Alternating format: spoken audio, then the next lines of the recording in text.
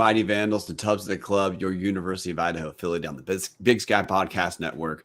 I'm your host, Brian Marceau, joined today by Trevin Pixley, man. Look, Trevin, we're going to throw it to you in a second, but I got to give you a preface. You're the Tubs MVP tonight, man. You're like me. You went to the game. You had to drive back to Lewiston, so your drive was a little bit longer than my haul back to Coeur d'Alene. You, of course, had to write your piece, which has you've already submitted. It's going to be in the paper, the physical paper Sunday morning, but it'll be online too, guys. lmtribune.com, I'm pretty sure. But you've had a full day. It's 10:16 p.m. Pacific time for us. That's the first time we can make it. You just landed back in Lewiston like 2 minutes ago, man. So how's it going, dude? It's going good. That was my, first true away game covering the Vandals, and it was fun to go to Cheney and get to see the red turf in person for the first time. I will say TV does not do the red turf justice. I think it's awesome in person. On TV, it is not as good. Okay, well, you, me, and Dallas now are not both, Jesus Christ, three people. All three of us are on unpopular opinion of, no, like, hey, Eastern did the right thing with the red turf.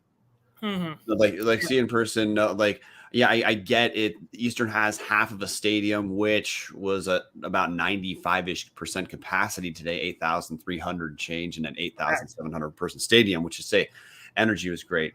But yeah, you, me, and Hammer, we're all on the same train that the Inferno was, and will continue to be the right call for Eastern. But we're done just talking about the field, dude. We have a game that we got to talk about. So this Tubs of the Club, brought to you guys by Snake River Stampede, Canadian Whiskey, and the game we're talking about. Idaho picks up win number 4 of the 2023 season. Good win number 3 of the 2023 season, padding that playoff resume with a 44-36 win over Eastern Washington for Idaho's first win ever on the red turf, a.k.a. the Inferno, a.k.a. Roos Field. And quick rundown of the game. Idaho receives first kickoff, marches down for a Anthony Woods 2-yard touchdown run in just under 3 minutes. And I got to say, it was a 5-play, 75-yard drive. At that point, look, I'm sitting in the end zone. You could just feel Vandals felt like, okay, well, we're going to win 72-3. Yeah, felt like that quick. Yeah. Yeah, that's not what happened. Look, after that quick touchdown, Eastern responds with a touchdown of their own, 20 on a trick play, 29-yard touchdown pass from Michael Wortham to Anthony Stell, 7-7. Then Eastern forces an Idaho punt and then scores early in the second quarter. The Justice Jackson 34-yard pass from third stringer Jared Taylor. By the way, should have brought that up earlier. Kiko Vesperis, starting quarterback for Eastern Washington, did not play, so the Eastern game plan was radically changed. Jared Taylor, technically number 3 quarterback, was obviously their starting quarterback. Michael Wortham had the same kind of weird Zach Borish-ish kind of role that he always has. But anyway, Eastern pulls up, gets ahead 14-7 on that Justice Jackson pass from Jared Taylor. Idaho strikes back, an 11-yard touchdown pass from Giovanni McCoy to Alex Moore, makes it 14-14. Although, man, it was really back and forth. This was not a defensive battle by any means. So between then and the end of the first half, Eastern picks up a 35-yard touchdown run by that technically number 2 quarterback Michael Wortham. They're up 21-14. Idaho picks up a touchdown with 33 seconds left in the second half. A 17-yard touchdown run by Anthony Woods. You're going to hear that name in touchdowns quite a few times, guys. So then, hey, Idaho, it's tie game. Again, from the Vandal perspective, on the ground, feeling like, hey, Idaho didn't have their greatest half in the world. It's tie game, whatever. Idaho's going to walk away with it. Eastern scores first touchdown of the second half with an Idaho 6-minute and 13-second drive, punctuated by a 4-yard touchdown run from quarterback Jared Taylor. From then on, Idaho starts really putting it together and pouring it on. So Idaho evens it up 28-28 on a 4-yard Anthony Woods touchdown run. Then Ricardo Chavez later gets a 38-yard field goal. Idaho's up 31-28. Anthony Woods rushes for a 7-yard touchdown. Chavez misses the extra points, 37-28. Idaho's final score came on Anthony Woods' 60-yard touchdown run. By the way, if you're keeping track, Anthony Woods, 5 rushing touchdowns, obvious player of the game. Eastern does get 1 touchdown and an extra point to make things kind of interesting at the end. But hey, Idaho takes over with 6 minutes, 37 seconds left for their next drive, and Eastern does not see the field again. So final score, 44-36 for Idaho. They did get some breathing room, so it wasn't quite as much drama after, at the end of the game as there was, heading into halftime. But with that background, Trevin, what went well for Idaho? Yeah, I think the first thing that sticks out to me is this is how great football teams win games, right? You get into tie ball games, you get down by 1 possession, and you have some big momentum plays that go your way, and you capitalize on it. I mean, you look at that Anthony Woods 7-yard touchdown run. I believe that was the score that was brought on by the Jermaine Jackson 84-yard kickoff return touchdown. So, a big 84-yard kickoff, nearly touchdown. Oh yeah, not a touchdown. Sorry, it's been a long day. It's been a long day, guys. But yeah, 84-yard kickoff return, and then also a 4th down stop led to the field goal that gave Idaho the lead, their first lead since the opening drive touchdown. So just I really like to see how Idaho is capitalizing on this momentum and being able to run with it on offense. Yeah, to go a little more narrow, one of the things that quite obviously went well for Idaho is this is kind of a 2-for-1 in the run game. Offensive line was fantastic against Eastern in giving both Anthony Woods and Nick Romano room to run, and those two kicked ass. Look, Idaho rushed 49 times on the game to 18 passing attempts. It took a little bit of time for Idaho to figure out that for sure the formula to winning this game was to just run it down Eastern's throat. But Anthony Woods, 24 rushes for 183 net yards. He gained a total of 213. He lost quite a lot on a fumble recovery that was not hit. That wasn't an Anthony Woods issue. He recovered the fumble on. But so for all intents and purposes, Anthony Woods gains 213 yards on 24 rushes with 5 touchdowns. Then Nick Romano, 18 rushes for 132 yards gained, 129 net, no touchdowns. Jermaine Jackson also, he had a 31-yard rush, while Giovanni McCoy, I think he took 1 sack and overall rushed 4 times for 22 yards. So you're looking at that on the game. That's Idaho rushing 49 times for 398 gained yards, 363 net yards, 7.4 yards per carry for Idaho on the ground. This felt like the kind of game Jason Eck absolutely loves once he completely figured out that this, and Schleissner too, once they completely had the run game dialed in as option A, B, and C, which that didn't happen instantaneously. But this was on the ground, pretty damn good showing from the offensive line. And then look, Anthony Woods always breaks tackles. He is always electric. If he's not Big Sky Player of the Week with 5 touchdowns plus 213 gained rushing yards, then the award is meaningless. But Nick Romano kicking ass too, man. So that's one thing that went well offensively for sure. I was going to say too, I think Anthony Woods right now, and we're 5 games into the season, right? There's still like a lot of football to be played, but he's playing at an All-American level. Like he is looking really, really good. Like I am super impressed by his play, and I want to say publicly too, to on Tubbs at the club, I was one of the more vocal critics, again, long night guys, on Idaho's offensive line. These last 2 weeks, they have kicked ass in the run game, like Brian said. And it's been awesome to see. And you look at all these FCS powerhouses, all of them run the ball. Like, they get these 200-yard games, 300-yard games. They're very physical at the line of scrimmage. And, Idaho is that now. And they are looking like a top 3 team offensively. Yeah, Anthony Woods now with 3 games rushing over 100 yards. Week 1 at Lamar, last week hosting Sac State, and now this week at Eastern Washington. The 9 rushing touchdowns on the year too, obliterating last year's rushing total. Hey, role was different last year too, but no, you're when you reference Anthony Woods All-American, Yeah, he's averaging around, when you factor in, how far over 100 yards he's been a couple of games. He's averaging right around 100 yards per game on the season. That counts the Cal game too. So no, absolutely incredible effort from Anthony Woods.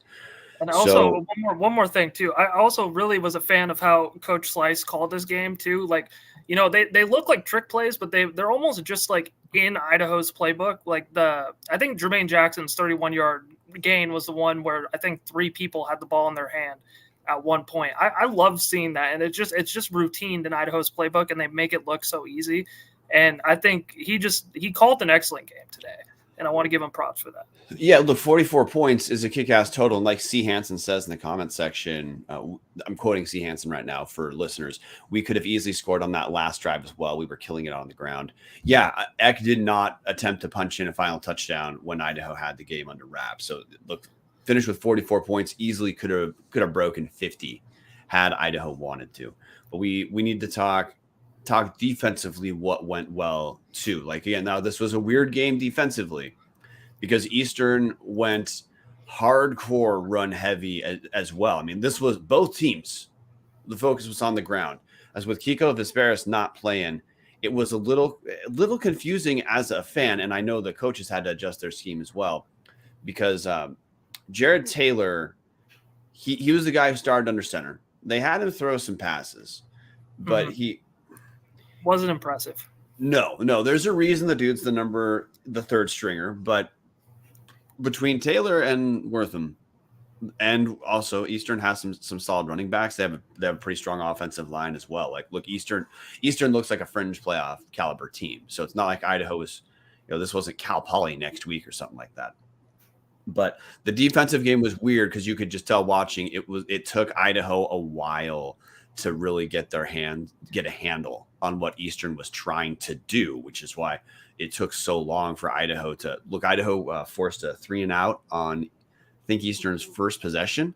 Yeah. And then Eastern didn't have 3-and-out or punt until well into the second half after that. So with that as the backdrop, Trevin, what went well defensively for Idaho? They won the game. They held them, to when they ended up getting the momentum on offense, they managed to not allow them to score. And, they got that 4th down stop, which was big. But, we kind of talked a little bit before the podcast started, about, who kind of stood out defensively. And, I kind of was struggling a little bit to kind of find a name there. But, and we could say pass defense stood out. But like we kind of already mentioned, Jared Taylor kind of didn't impress me that much as a passer. So, it's hard for me to point out one specific thing, because they also didn't really tackle that well either. So, it's tough for me, Brian. It's tough. So, look, we'll get more into what you just referenced, but just as far as, and Trevin, everyone forgive Trevin, because, hey, he isn't always on the post-game episodes. If we can't go that long, what went well, we just won't go that long on it, and then hit the other side. But I do want to talk about the passing game stats, because, like, you're right that obviously a third-string quarterback for Eastern wasn't fantastic. Yeah. But look, between Jared Taylor and Michael Wortham, Eastern was 13 of 28 through the air for 126 yards. They did throw 2 touchdowns. The two touchdowns came, one on a trick play where Wortham threw the touchdown pass, and then the other came on, it was really a screen pass Jared Taylor threw, that it just took place at the same time Idaho's blitzing went the exact opposite end. And anyway, it was like the perfectly called play. I mean, that's just what happens. Yeah. But between those two plays, man, that accounted for around 50-ish% of Eastern Washington's total passing yards. Yeah. So, like, minus those 2 plays, Eastern Washington through the air was about 11 of 26 for like 60 yards. Yeah. So no, you're right. The quarterback sucked, but Idaho also wasn't given any space. Yeah, that's what I'm saying. Successful. Yeah. Other things that went well is, I'm just going to say, eventual defensive adjustments. It took a while to get there, and we'll hit the part you referenced in a second. But Once Idaho adjusted their defense, had more spy going on to contain Jared Taylor. I feel that, and by the way, that wasn't until into the second half, guys. That's when Idaho took over, and it was a combination of Idaho was scoring the whole time. So, but defensively, you could tell it was in the late third quarter. There's back-to-back series that Idaho forced punts, or no, there's turnover on downs and then a 3 and out, and that was to me the moment you could tell Eastern's OC believed that Idaho had figured out the run game enough and that was after the fourth down stop. Next possession, Eastern looked like they felt Idaho had figured out the run game enough they had to pass, and then like Eastern just couldn't pass. It was both Idaho defensively was good against the pass, and Eastern just didn't have what they needed to. So hey, we'll get to the other side of that equation, like you talked about in a second. But before we do the ad read, though, I do want to give you a moment to talk to. It was pretty obvious that from a coaching standpoint, this would have been a difficult game to coach defensively because Eastern clearly was not doing what Idaho had prepped the entire week for. This was honestly analogous to, if you guys remember back in the spring season when Zach Borish started at quarterback for Idaho against Eastern, but it was, a well-kept secret heading into that game that Borish was going to be the starter. That game back in the spring, Eastern was not prepped to adjust to run-heavy offense. Idaho had their own version of that where they had to completely adjust what they were going, not only what their expectations were, but then what they were going to have their personnel do. Eventually the coaching staff and the players figured it out. But there was a lot in between the figuring it out. I think we're going to hit in the next section, Trevin. But hey, Snake River Stampede Canadian Whiskey show sponsor. Look, that you can't go wrong. Whether you get the Snake River Stampede for $25.95, that's double barrel finished in first fill bourbons and Oloroso sherry casks. Or if you decide, hey, I really want to celebrate this win with something a little bit nicer, go with the Snake River 1915. It's aged an extra 2 years. It's finishing as first fill bourbon, then ex-Canadian whiskey cask. No matter what you pick, both of them are two of the best buys that you have in Idaho State liquor stores. I buy Snake River Stampede by the handle exclusively at $49.95 for the handle. But if you haven't given Snake River Stampede a shot, do it this football season. Trevin, what did not go so well today? Well, I always backtrack before I get to the right track. That's how we get on the right track. I do want to say I'm really happy you brought that up too, because it's both late, and if you're going to be on, we got to have the right track jokes going. Yeah, that is your brand on the Tubbs brand. Exactly. So thank you for bringing that. You're the MVP because you're able to come on, and you just doubled down on being the MVP for bringing up the right track. Yeah. So backtracking to get on the right track here tonight. I do want to say you were 100% right. I think Rob Arich did a good job figuring out what the defense needed to do to game plan for Taylor later in the game, and that's why you saw it work out. And it did happen a little later than maybe it should have, but he did do a good job nonetheless. And I think it kind of started on that fourth down stop. As far as things that didn't work out so well, tackling. I think tackling was the biggest thing. It was one of those things that whether it was at the point of attack or, in open space, it was kind of hard to watch, Eastern Washington run through that many tackles. And this is normally, at least in my opinion, Jason Eck kind of has a different opinion on his guys, at least in the last couple of weeks, a pretty normally good tackling Idaho team. And I think tackling is the first thing that stands out to me. Yeah, well, and the tackling itself you're bringing up is we just have to talk about the fact that Eastern Washington for around 3/4 of this game, they ran fine against Idaho. Yeah. So look, Eastern's play split. They did end up throwing 28 passes. Part of that was also had to do with the game flow later in the game when Eastern was behind by 16 points late. But Eastern rushes 42 times for 241 gained yards, 226 net yards, and 3 touchdowns. That's to the tune of 5.4 yards per rush. But want to asterisk that as well. The longest rush Eastern had was 35 yards by Michael Wortham, which is to say getting to that 5.4 yards per rush was not buttressed on like 3 or 4 gigantic plays. Eastern steadily ran the ball pretty dang well. And one of the weird things about this game, just because of the strategy for Eastern didn't track what is typical, it felt as a fan initially, it felt good that Idaho was able to force third down and fourth down like as frequently as they did. Like Eastern Washington got to third down 16 times, went for it on fourth down 5.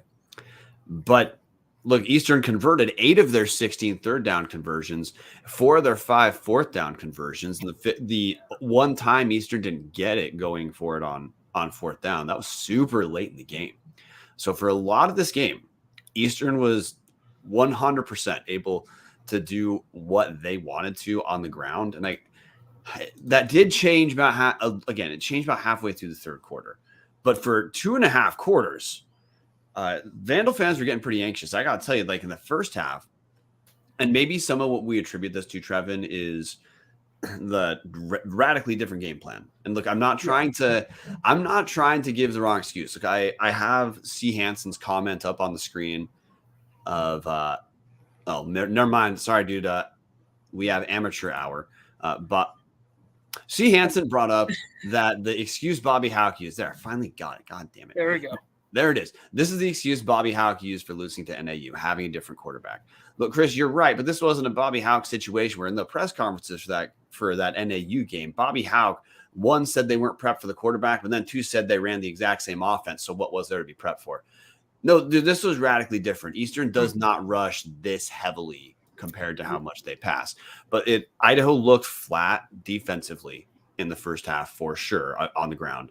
And like you said, just tackling was Idaho did not tackle this game as well as they have virtually the entire season. Now, some of that is Eastern does have a good offensive line. The running backs are strong. And hey, credit to the Eastern dudes who, like I said, I think this is a fringe playoff team.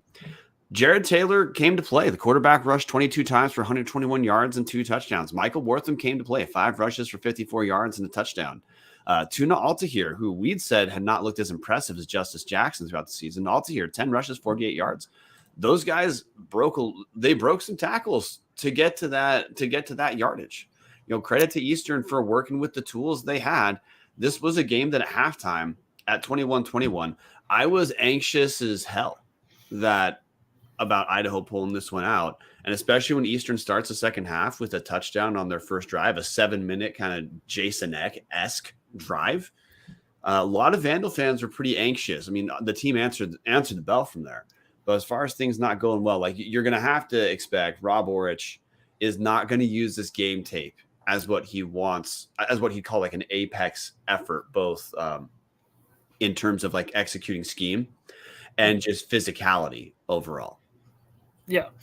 And, staying on the trend of things that kind of stuck out to me that, didn't go so well, offensively at least, Giovanni McCoy didn't have to play well today, right? He didn't have to, with how well they ran the ball, and that's another key of being a great team. If your quarterback can go 8 of 18, an interception, throw for 128 yards, and you can still win the game by as much as Idaho did, that's a good sign. But uncharacteristically off tonight, in my opinion. Oh, yeah. Sorry, McCoy. Well, I think this is the other part I'm going to bring up. It connects with McCoy. Is as good as the offensive line was in the run game, I didn't feel great about the offensive line in the pass game. McCoy was under duress a bit. We've seen him game in and game out still make something out of nothing a ton to win games for Idaho while under duress. Yeah, this was certainly not McCoy's best game. 8 of 18. So look, McCoy he typically leads the Big Sky in completion percentage. He's an extremely accurate passer even on the move. So the fact that he went 8 for 18 in this game, I'm fine calling this an anomaly. And I bet Giovanni McCoy, if you were on the show, would say, yeah, this was not my best game. Also, he went 8 of 18 for 128 yards, did throw a nice 11-yard touchdown pass to Alex Moore. And just because Alex Moore, he blew his ACL out last year, caught his second touchdown. Good to see that Moore is getting back to the point that he can be an end zone type of target. He's a young dude who has a bright future. Just needs to stay healthy and keep developing from this point. But McCoy threw a very bad for him pick. The pick McCoy threw was right to the Eastern defender. I was surprised, like shocked, like that McCoy threw that kind of pass. Like I need to watch that play back, and I probably won't get the view that I had in the press box. But so whoever was on the outside on that play, it was either Therese or Jermaine. I know that's a major size difference, but it was one or the other. It was on the outside, and they were streaking wide open. And that's a throw like McCoy sees and hits like almost 100% of the time. And for him to like force the throw to Hayden Hatton in the middle of the field just was so weird for him. Like it was weird. Yeah, like got Taylor Cash in the comment section saying Eastern has a sneaky good secondary. They do. Look, yeah, they do. I mean, we talked about on the preview show the relative strength of Eastern defensively was a secondary. So hey, if we played this game 10 times, McCoy's not going to be sub 50%. And like had he executed that pass the way that I would expected McCoy to throw, that would have been a pretty damn big gain, if not a touchdown. But whatever, McCoy gets to have an off day. People have off days, and Idaho. And he threw a laser to Jermaine Jackson on that pass that I thought was definitely an incompletion that they reviewed forever. Yeah, you're talking about the one. It was on the sideline. See, I thought that was a completion because what it looked like is he caught, foot hit the ground out of bounds, which is dead ball, and then defender knocked the ball out. But the ball would have been dead at that point. Yeah, it just looked like, for me, that he didn't complete like the process of the catch, but then it's like, what is a catch anymore? But yeah, great ball placement, great catch. I am fine. Like in the Tubbs in the hashtag only Tubbs Discord, little discussion about that call it being bailed out in Idaho's direction. I thought that was fine. Like it looked like a bang bang type of play, but as far as like, if you catch the ball and your foot hits out of bounds, the ball's dead. So it doesn't matter if you hold on to it from that point. I mean, and he had one more pass too, that was out of bounds. That Hayden Hatton was out of bounds, but it was like right in between two defenders, right to Hayden. He was right out of bounds. That was a good throw too. But well, yeah. Are you talking about the like 3rd and 20 completion? Yeah, 3rd and like 15 or something like that. It was like, I don't remember what quarter it was in, but it was a great throw. Hey, hit the receivers real quick. Jermaine Jackson, 3 catches, 43 yards. Hayden Hatton, 3 catches, 41 yards. Therese Trainer, 1 catch, 33 yards. Alex Moore, 1 catch for 11 yards. That was the receiving touchdown. So, hey, we hit offensively the parts that did not go as well. But, like, hey, defensively, what did not go as well?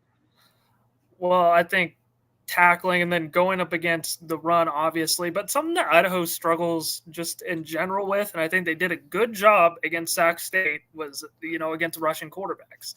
And they didn't know, coming into this game, who they were going to be game planning against. And then when they kind of were able to focus in on it and, attack them, they did a better job. But, still with these design runs, he was picking up 3-4 yards a carry. And, I think that's just something, Idaho has to continue to work on and get better at. Because even though they had one good game against a quarterback that has that mobile ability, they got to continue to stay up on that, in my opinion. Yeah, in the comment section, Martin would say tackling did not go as well. Rob Lowney says Bobby Houck is the Nick Saban of FCS regarding his temper, which has nothing to do with Idaho, but whatever.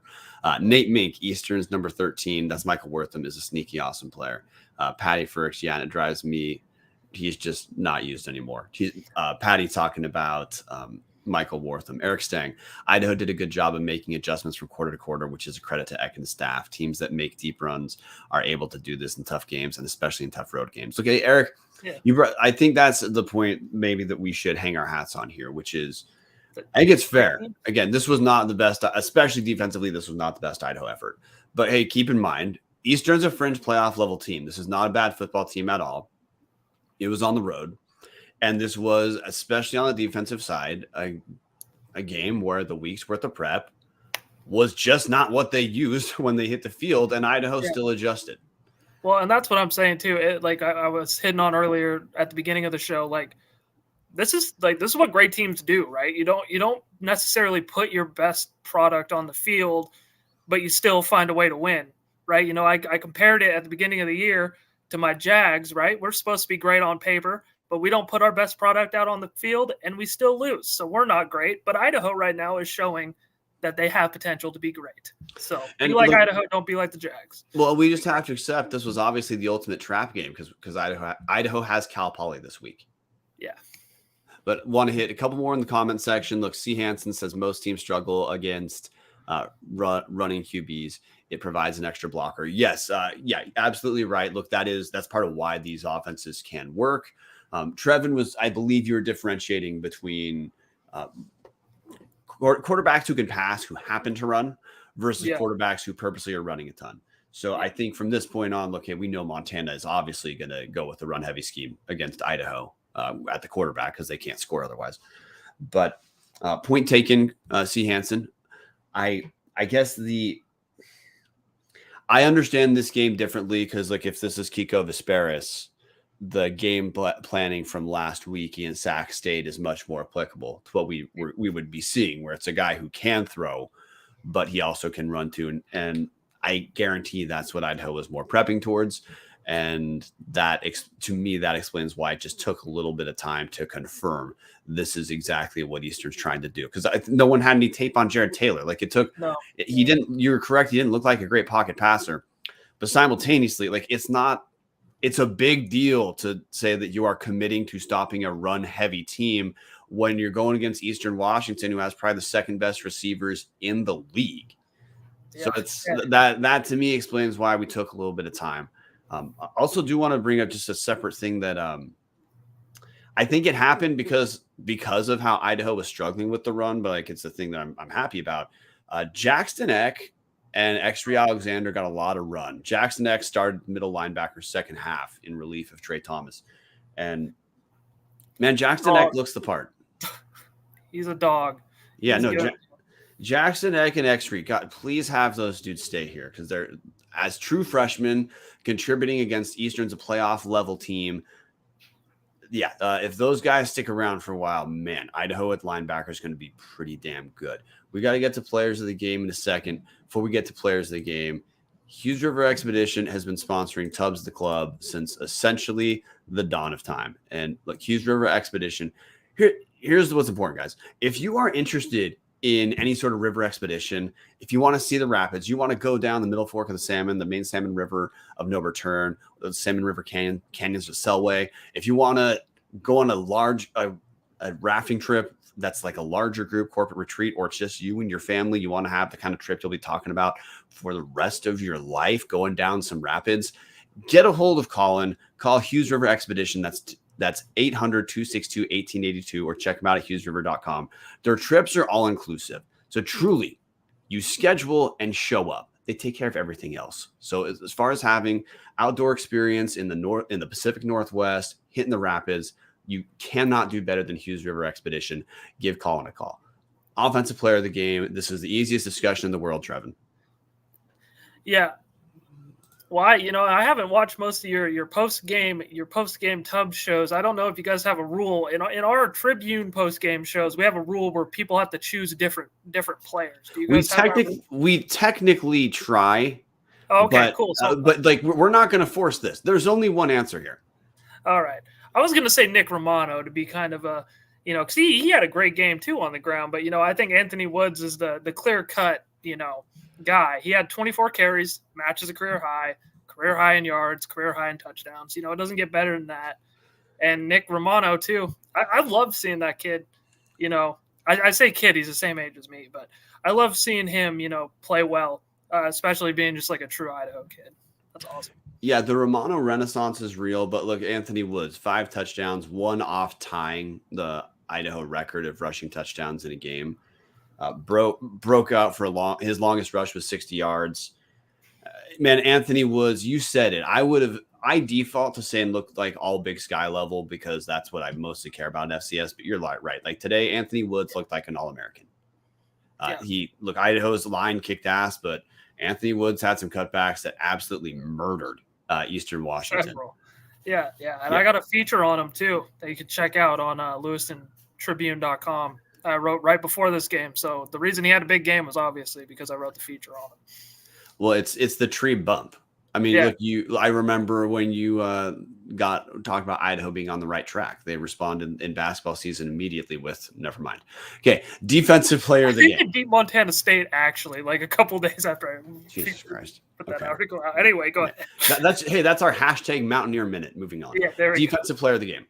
Defensive player of the game. I'll go Jackson Eck. Like you said, I think when he came in, I think he made an instant impact, and we were talking about it again beforehand. I think he may have made the tackle on the 4th down stop. I'm gonna have to go back and look, but I think he made that stop, and if he did, then another notch in his belt.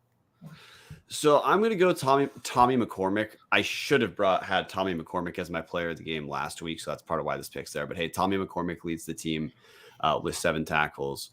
Like we already brought up that secondary was, to the extent they were tested, the secondary was quite effective. Also, Tommy McCormick had some of his hits look pretty damn good. He's effective in helping in the run game as well. I think it's safe to say that whoever would be player of the game, it would have been more based off second half effort. But I'm fine going Tommy McCormick because he's a kick-ass player, made some big plays in this game. But what you brought up about Jackson Eck, and maybe lump in Extreme there too for second half contributions. Matthias Bertram was a lot better in the second half than he was in the first half.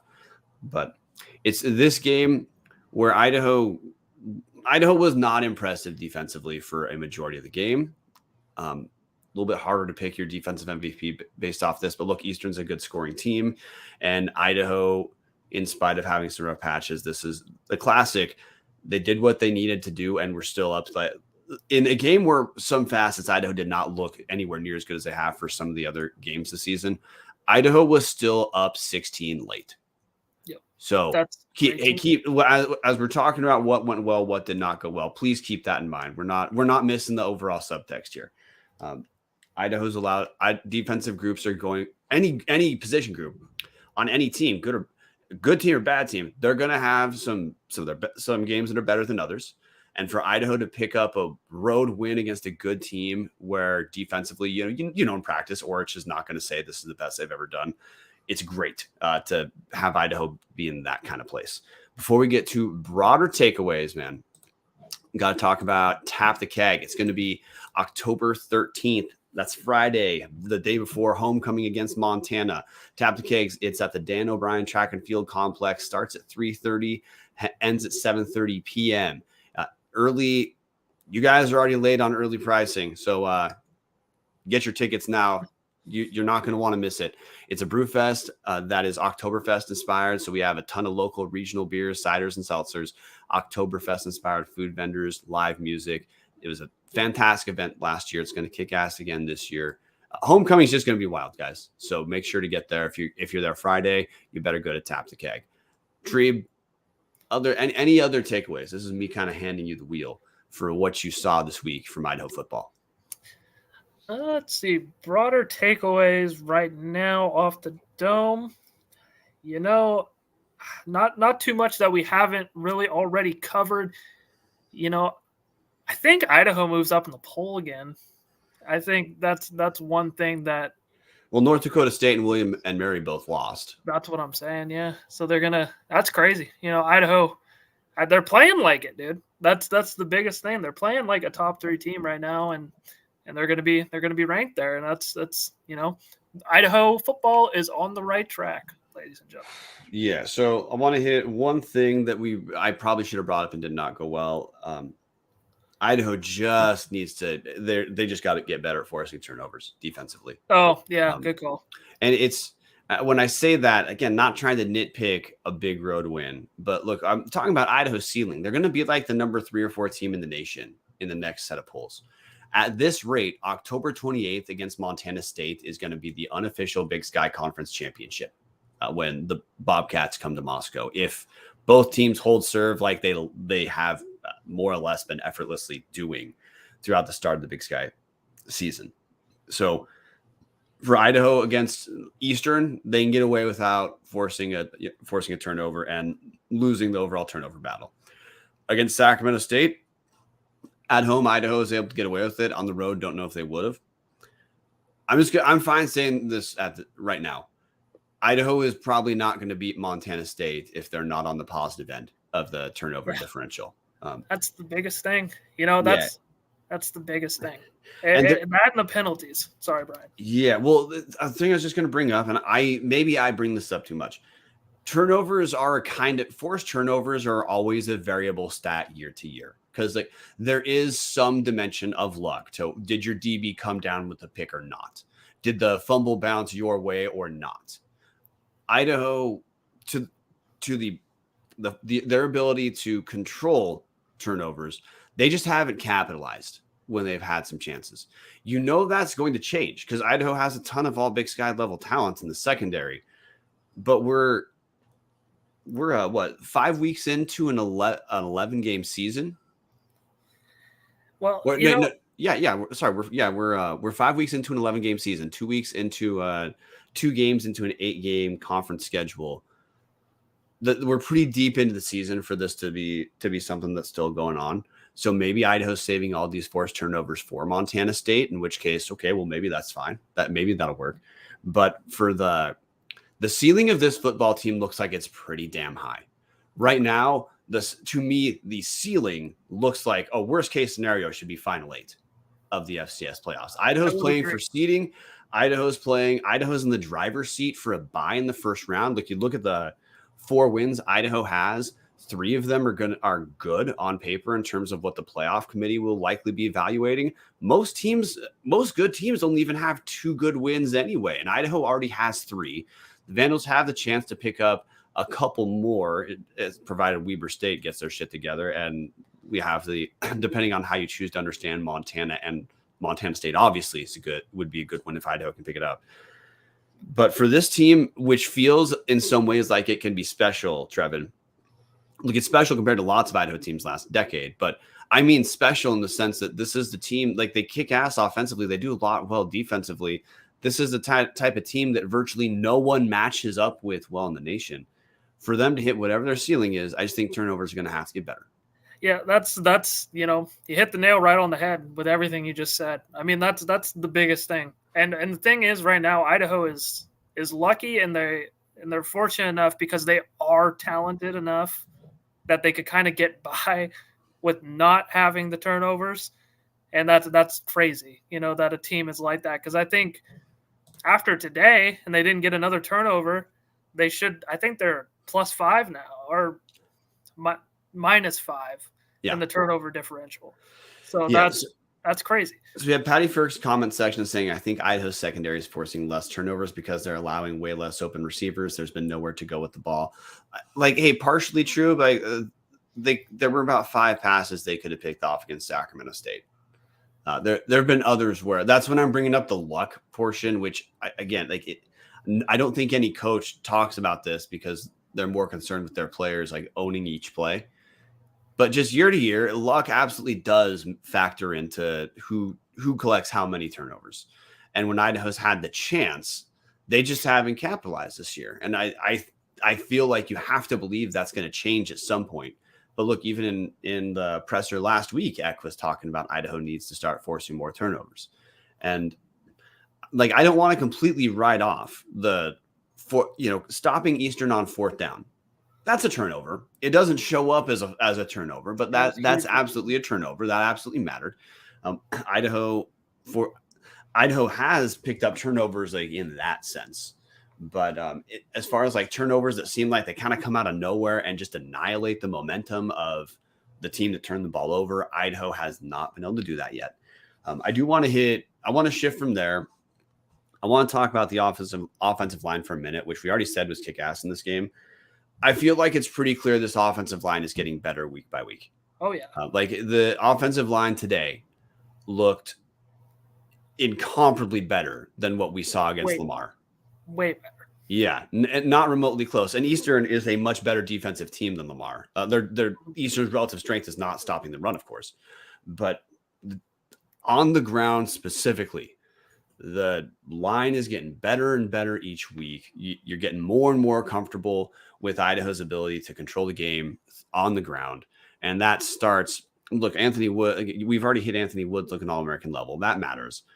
But he has to have some place to go to show that All-American talent. And I just cannot stress how much better the line looks against the run. Although to hit that ceiling like we're talking about, I still think pass protection, when we're talking about teams like Montana State, we're talking about teams that Idaho will see in the playoffs.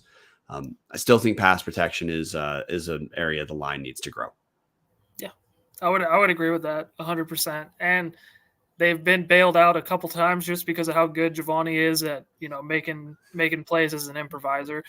And you hit it. Idaho's offensive line has looked incredibly better from where they were at to Lamar to where they're at today. Especially just opening up holes in general. I mean, you looked at that Lamar game, and obviously Anthony Woods came out of it with a pretty good yardage total because of the 93-yard run. But you look at that game as a whole, he didn't really have any rushing lanes to go through. This game, he had tons, and you see the results. It was awesome. It was awesome. Yeah, we got a few other things. Hey, Crewhead76 in the comment section says need to produce more sacks also. This game was hard to gauge sacks because of the rushing approach, but I don't disagree with the basic point of, for the first 3 quarters, Idaho was not really getting any push. Or they were not really getting pressure on Jared Taylor, whether it was on his pass plays or like because of misdirection, some of his rushes were a little bit delayed relative, like it was just an immediate handoff. And Idaho's line was not making Eastern pay for the time misdirection cost for Jared Taylor, especially for the first 3 quarters of the game. Patty Firk saying pass protection was still sketchy. Crewhead76, O-line was dominant. There are a few series early that the coaches got too pass happy instead of mixing up run pass. Crewhead, I also think that early on, Idaho thought they could just abuse Eastern in the secondary and then settled in with, well, we'll just kill them on the ground. That maybe it's where we should have started, but whatever. Other thing that I think is just a balancing act that Idaho has to do is Anthony Woods is very good. We know the guys, the roster's full of team players, but Hayden Hatton needs to get the ball some, and he gets the ball via pass. Jermaine Jackson needs to get the ball. He mostly gets the ball via pass. Therese Traynor needs to get the ball a time or two. There's some guys on the team to keep them engaged. They're going to need they're going to need throws their way. That's just how it works. And I want to hit your point on Giovanni. This is just why I've been kind of not hammering, but I've been trying to stress pass protection is that Giovanni McCoy has just routinely made something out of nothing in lots of games this season. Yeah. This was the first week that we saw where under duress, look, higher degree of difficulty plays, they sometimes just aren't executed. Sometimes under duress, Giovanni knows where he's going to go and the ball is just off a little bit like that. That's why Idaho needs to, I feel, for Idaho to reach whatever their ceiling is, pass protection needs to get a bit better. I think we're almost halfway through the season. So I think kind of the jury's in. Idaho's just going to be better at blocking for the run game than the pass game. I don't think that script is going to flip by any means. I think Idaho just needs to get, 10-15% better at buying Giovanni time. And then look, we can trust he'll make something out of nothing, but we don't want to rely on that much against a team like Montana State, because that's what we care about with this team. But I was going to say with the O-line too, it's really only when they bring extra people, it seems, they're fine holding their own against, a 4-man front, or maybe if they bring one extra guy, but if they bring something that's a little too exotic for them, or they're crisscrossing, it seems like their biggest thing is blitz pickup, right? Like if they're doing, some stunts along the front, or they're bringing some linebackers, like that's the biggest thing. And it looks more like a communication thing, or just, struggling to know what they're supposed to do is the biggest thing, I think. 100% with you. Now, we're going to close the show relatively quick. Before I ask you some closing questions, have to hear we have one new sponsor to hit, guys, and this is very, very new. We haven't made it a secret, like guys. We work closely with with Colby Peterson. He's the guy who runs Walk On Apparel. Walk On has made some absolutely kick-ass Vandal stuff, and I gotta tell you, man, Colby Peterson. This is right from. I'm reading the text he sent me because he wants to partner with Tubbs of the club because Tubbs has been kick-ass about buying Walk On stuff. There's a Tubbs coupon now. at Walk On. It's capital TUBS, Tubs. Get you 15% off at Walk On. So, look, here's the thing about Walk On. They're officially licensed. So, when you support Walk On, some of that money is going back to the University of Idaho Athletic Department. Second, Walk On has kick-ass designs you will not see anywhere else. Most recent one, which if Martin were here, it'd be on screen. You'll see it on screen Tuesday. It's a Joe Vandal Schoolhouse Rock, Idaho, IDAHO, Idaho, go, go, go logo. But anyway, go to Walk On Apparel's website. There's a ton. He has 5 or 6 Vandal shirts, man, and they've all been released this year. Walk On supporting Vandals because Vandals support Walk On by their stuff. So, guys, if you keep buying Walk On stuff, we're going to keep getting more Idaho stuff. That's why Walk On has the special code for Tubbs listeners, TUBS. Type it in at checkout, all capitals, get you 15% off your order. So, last couple questions, Trevin. Yep. So, look, not trying to step on this week's toes, but I don't think anyone's anxious about Idaho, Cal Poly right now. You've been covering Idaho 2 years now, correct? Yeah, this is my second year. Yeah. Okay. We're closing in on midterms, as in Idaho's played 5 games of an 11-game schedule. This coming week is the exact midpoint. So let's pretend the Eastern game was Idaho's midterm. Yeah. What grade would you be giving this Idaho team overall? I'd give them an A-. You know, I think they're firing on all cylinders, and the only reason that, you know, I'm not going to give them an A+ or like 100%, you know, is because there are areas they need to get better at, but they are playing like a top 3 team in the country right now. Yeah. So, hey, Kevin Reinauer saying Idaho pulled out the win in the tussle. Sorry, Brian. Okay, I'm not trying to shy away from this. It's just that when I first read the name Kevin Reinauer suggested, it threw me off. Or Kevin Reinauer, forgive me. I know I always get the I thing screwed up in your name, Kevin. Forgive me.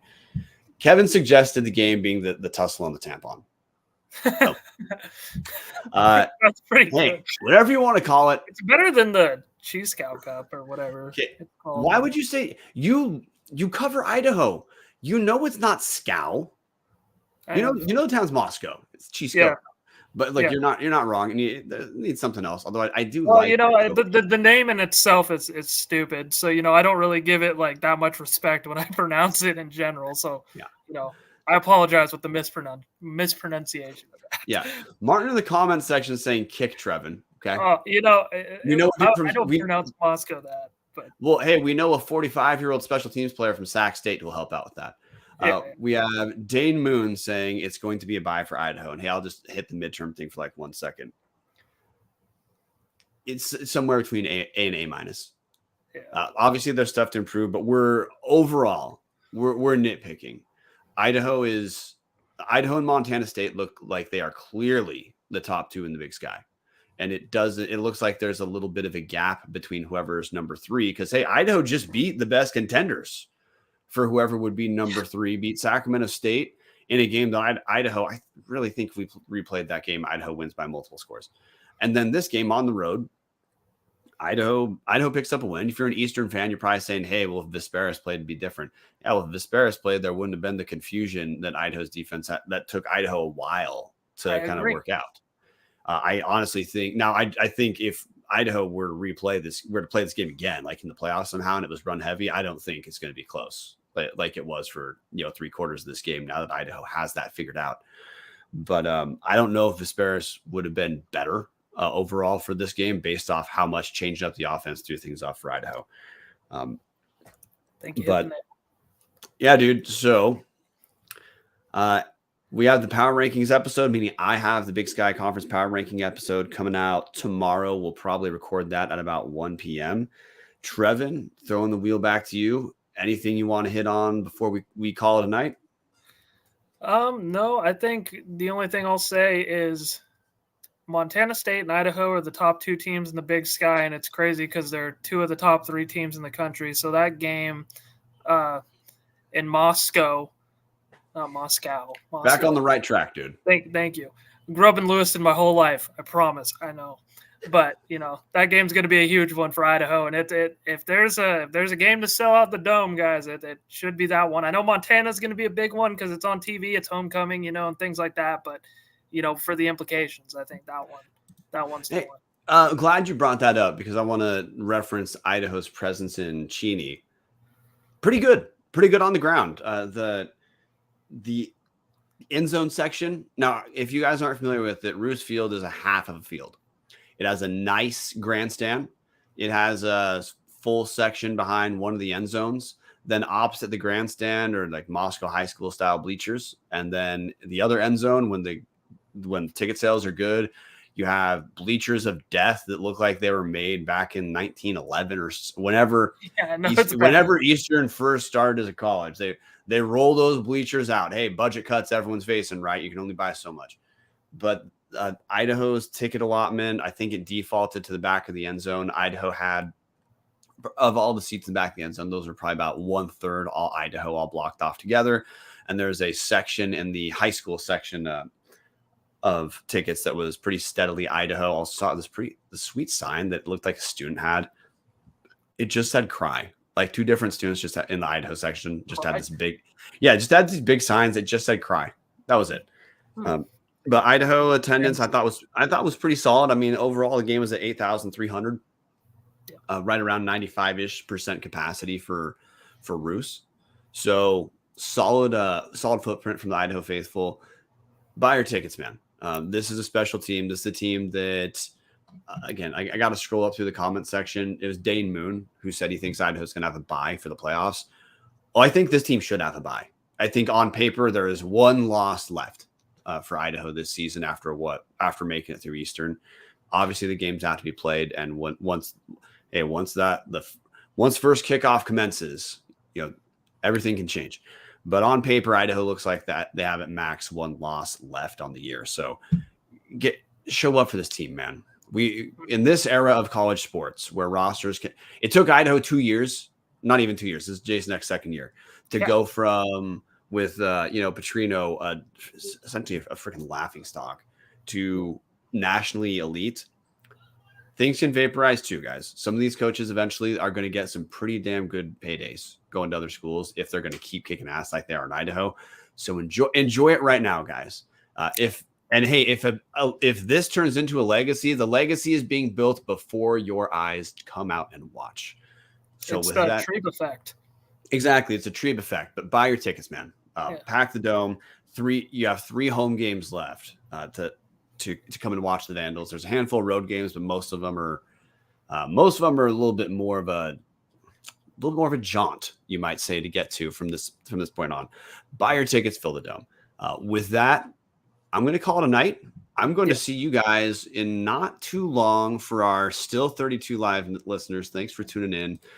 And also, hey, to everyone who I saw in Cheney, again, it's fun as hell to meet listeners that I don't know before and talk Vandal football. So if any of you guys see us in public, please don't hesitate. It's fun. It's this to me, like honestly, one of the most fun parts doing the show now is when I go to games, people are like, hey, Brian, Tubbs the club. And then I get to talk Vandal football with anyone, which I'm always game to do. So with that, going to call it a night. I'm going to buy myself a few seconds to scroll through the back half of our page because I don't know where the hell anything is. And with that, we are going to call it a day. Go Vandals. Adios. This is producer Brian doing a terrible job of even finding what we're going to play us out with. So we're just going to call it good. See you guys Tuesday.